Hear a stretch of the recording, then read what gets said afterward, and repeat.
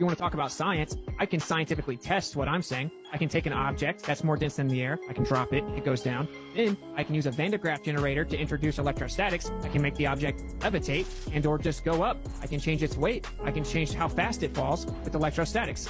All objects that exist are electrostatic. The air is electrostatic. Even in a vacuum, there's electrostatics. So I've now scientifically proven that electrostatics will change the weight of an object, how fast it falls, and its direction. Now, can you do the same thing with gravity? Can you give me an experiment that actually isolates gravity and proves it's the cause? Okay, I'm ready to go to questions. I'm actually this is exactly how I thought it was going to go, and I'm not thrilled about this. The way we establish elevation is we measure a vertical distance above the perpendicular horizontal baseline. That's how we measure elevations. Has nothing to do with the curved earth.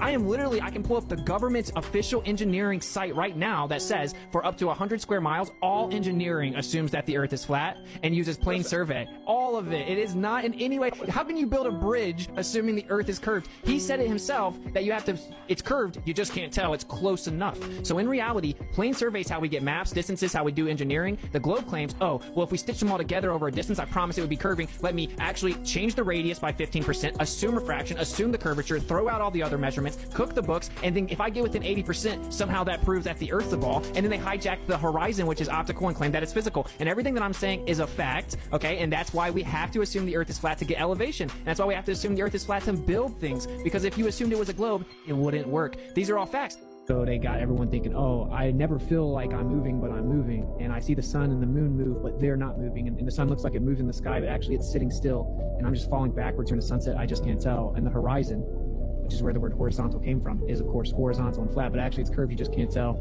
The sun and the moon appear to be the same size, but actually the sun's 400 times bigger than the moon, just coincidentally exactly 400 times further away also. So it looks like that. So whenever you can't trust your senses at all, you actually have to turn to an authority to tell you what's up. Right? And so that's how you condition someone to make them a slave. You're like, oh, I can't even figure out the basic stuff. Everything I experience is the opposite of the truth according to these people, so I need them to tell me I'm not smart enough to figure it out. And then they just brainwash you. I mean, that's just one of there's probably 20 different answers to this question, to be real. For people that are interested in logical debate, you are in for a treat. I mean, witnessing Austin Whitsitt debate is like watching prime Michael Jordan play basketball. Field. Yeah, I can easily explain that, but we're gonna actually conclude the first point you're trying to get away from, which is you asked how there's a gas pressure gradient. I explained you can't even have a change in pressure delta X without X, the antecedent to gas pressure is containment. And we can replicate a gas pressure gradient inside of a container, especially whenever you're introducing gas to the surface level constantly, which is what we observe on the Earth. And now we have a vertical electric gradient that results in a downward electric current that is provable, testable, measurable. We can run generators off of it. You guys just deny it. So that is a fact. And then I said, well, you can't even have the antecedents for the pressure to have the gradient in the first place, so that it backfired and you can't support it. You responded with a straw man fallacy saying, oh, now we don't have a gradient, so I can't go to the top of Mount Everest with different air. No, I literally explained how you could have the gradient and how you can only have the gradient on a plane Earth that's contained. So then you tried to change the subject. So would you like to conclude that you can't actually demonstrate it, we can demonstrate it, and flat Earth takes the dub again, and then we can move to the next point? Is that what you want to do?